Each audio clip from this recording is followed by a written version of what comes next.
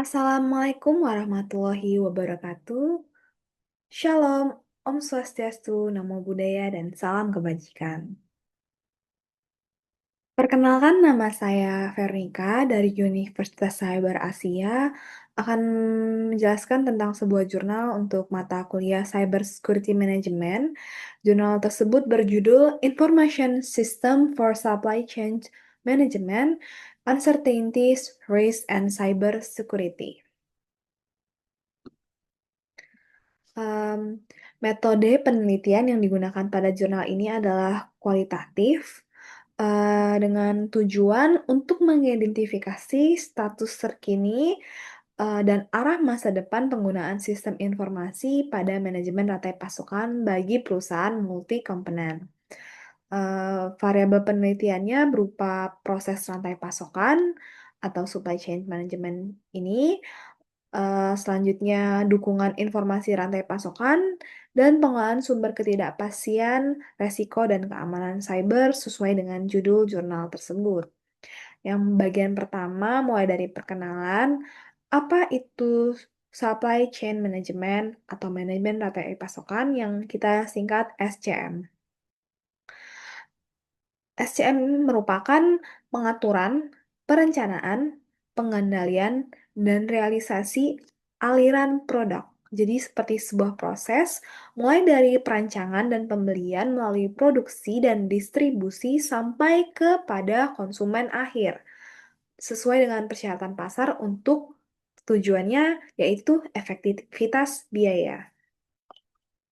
Nah, bagaimana SCM ini dari masa ke masa, mulai dari awal, yaitu penerapan SCM mulai diperkenalkan pada tahun 1988. Sejak adanya SCM ini, menciptakan rencana optimal sehingga perusahaan memperoleh keuntungan kompetitif. Dampaknya ada 6. Yang pertama, peningkatan layanan. Kedua, optimalisasi siklus produksi. Yang ketiga, pengurangan inventaris gudang. Dan yang keempat, peningkatan produktivitas perusahaan. Kelima, peningkatan profitabilitas. Dan keenam, yaitu terakhir, pengendalian proses produksi. Nah, di zaman sekarang, tren terkini dalam pengembangan SCM yaitu teknologi ditentukan oleh internet. Dengan semua serba internet, sehingga menyebabkan seluruh rangkaian proses SCM menjadi jaringan daring atau online. Nah, kembali lagi ke tahapan SCM mulai dari storage atau produksi, unit business management atau pasokan, terus front office, layanan pengiriman penjualan atau pemasaran, lalu ada lintas proses yaitu distribusi kepada pelanggan, em, me- sumber daya dan produk, lalu top of itu semua di puncak adanya manajemen untuk menentukan strategi dan pengelolaan. Jadi dalam kondisi terkini yaitu sekarang dibantu oleh sistem BRM untuk manajemennya, terus CRM untuk Customer Relationship Management, ada juga SCM untuk Supply Chain Managementnya, terus kalau untuk front office ada Salesforce automation, otomatisasi sistem penjualan, terus ada call center, terus ada otomatisasi pemasaran dengan perangkat lunak, jadi marketing menggunakan software-software, lalu kalau untuk storage-nya adanya ERP atau Enterprise Resource Planning. Jadi eh, kondisi terkini SCM telah didukung oleh sistem-sistem tersebut.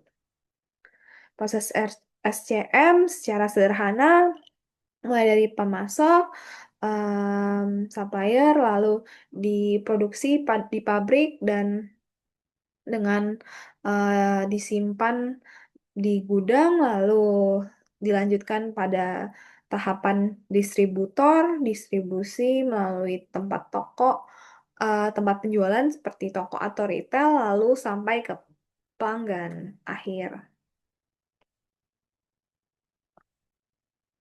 Nah, dari segala sistem dan keuntungan nyata dari web supply management ini, terdapat sejumlah besar ketidakpastian dan resiko keamanan cyber. Jadi, em, apa saja metode keamanan yang dianggap tidak efisien pada jurnal ini, yaitu perbaikan kerentanan yang diketahui itu tidak cukup cepat. Jadi, istilahnya respon-respon apabila ada serangan itu lambat terjadi. Lalu, adanya akses istimewa tanpa batas ke sistem cloud. Em, dan yang terakhir, terminator serta infrastruktur yang tidak terkelola dengan baik. Nah, pada bagian kedua, dijelaskan pada jurnal tersebut bagaimana jenis kerentanan eh, yang terjadi sehingga menyebabkan serangan web. Nah, adanya implementasi dan operasi manajemen data pasokan menggunakan server proxy menyebabkan infrastruktur internet yang rentan atau kelemahan jaringan, memungkinkan hacker peretas memperoleh akses tidak sah ke manajemen data pasokan.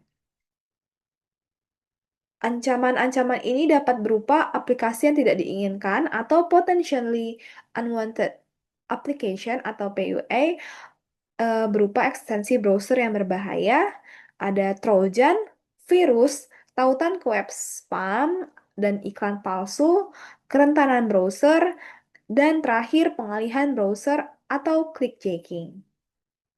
Selanjutnya ada spyware yang terdiri dari adware, monitor sistem, Trojan, di mana spyware yang disamarkan sebagai PUA adalah perangkat lunak yang diam-diam mengumpulkan informasi tentang aktivitas komputer pengguna. Jadi user komputer itu di tracking gitu aktivitasnya, sehingga spyware dapat melakukan yang pertama pencurian informasi pengguna dan perusahaan, baik itu data pribadi dan informasi rahasia perusahaan.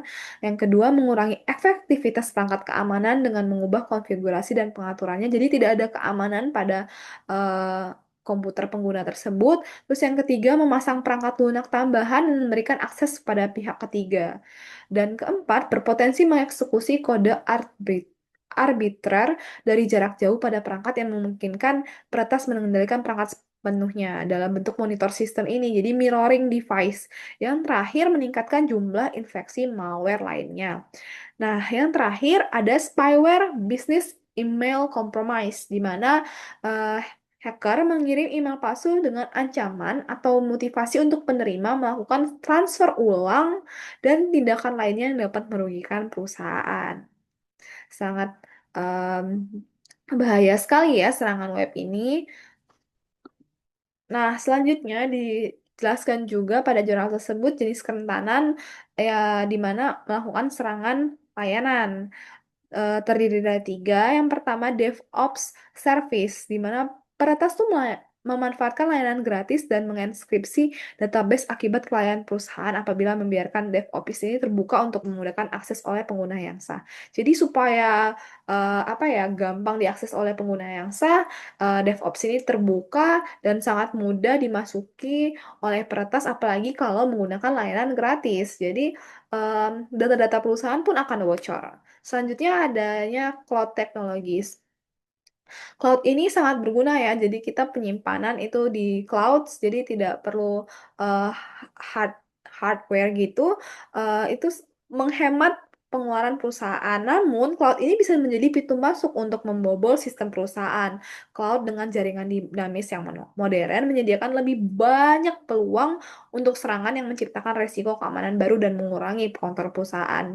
Jadi, dengan adanya cloud yang memudahkan dan mengurangi biaya, akan tetapi menjadi sumber masalah di mana data-data akan bocor. Yang selanjutnya, Internet of Things. Nah, seperti yang kita tahu bersama, sekarang sudah sangat canggih di mana semua media atau device itu bisa diinterkoneksi dalam suatu perangkat. Jadi istilahnya kita bisa melalui internet kita bisa memerintah untuk membuka pintu atau lain sebagainya untuk membuka apa ya istilahnya perangkat-perangkat fisik dalam internet, CCTV dan lain sebagainya terinterkoneksi. Eh, Seperti kendaraan dan gedung benda lainnya itu terinterkoneksi dengan terhubungnya perangkat Internet of Things ke jaringan. ancaman akan terjadi jika perusahaan lalai, seperti jika perangkat hilang, nah itu kan kita nggak tahu kondisinya akan kemana ya. Terus apabila software tidak diupdate, nah itu keamanan akan sangat rentan, perbaikan jarang dilakukan, di kelalaian seperti itu sangat-sangat sebaiknya tidak dilakukan. Ketidakpahaman sifat alarm pada perangkat, sebenarnya dia udah nunjukin alarm berbahaya, tetapi tidak direspon dengan baik karena adanya ketidakpahaman. Dan apabila terjadi em, setelah proyek diimplementasi, tanggung jawab tim berkurang, tidak lagi dikelola dengan baik, diabaikan. Nah, itu akan sangat menyebabkan terjadinya eh, ancaman-ancaman atau serangan oleh peretas dan pihak-pihak yang tidak bertanggung jawab. Nah, kesimpulan atau hasil penelitian dari jurnal tersebut adalah untuk berhasil mengintegrasikan proses bisnis antara pemasok dan pelanggan menggunakan teknologi canggih ini, produsen harus memecahkan keamanan informasi yang rumit ini. Nah, dari penelitian yang telah dilaksanakan, hasil praktis utama yang pertama adalah mengusulkan pendekatan baru untuk identifikasi dan prediksi risiko pasokan dalam kondisi ketidakpastian dengan menambahkan real-time security dan deteksi dini ancaman dan serangan. Jadi kalau misalnya ada kejadian itu langsung teratasi dan tertangani dengan baik ya. Langsung dengan respon cepat karena adanya real-time security ini. Jadi terdeteksi eh, secara langsung gitu. Nah, yang kedua, mengusulkan solusi kompleks. Nah, yaitu mengikuti kebijakan segmentasi dan menggunakan tools untuk memverifikasi efektivitas kebijakan tersebut. Inventaris perangkat dan sistem yang terhubung ke jaringan dengan teratur dan otomatis. Jadi, eh, dibentuk sebuah sistem inventaris perangkap, jangan sampai lalai seperti yang tadi sudah disebutkan, dan perlu untuk beralih ke sistem IP yang terhubung untuk mengamankan data dalam sistem informasi untuk manajemen rantai pasokan. Jadi tidak menggunakan cloud atau hal-hal yang di apa ya menyebabkan data itu tersebar. Jadi menggunakan IP ini lebih private dan tidak dapat diakses oleh peretas atau hacker. Em, oke, baik, itu saja yang dapat saya sampaikan. Terima kasih atas perhatiannya dan mohon maaf apabila ada kesalahan.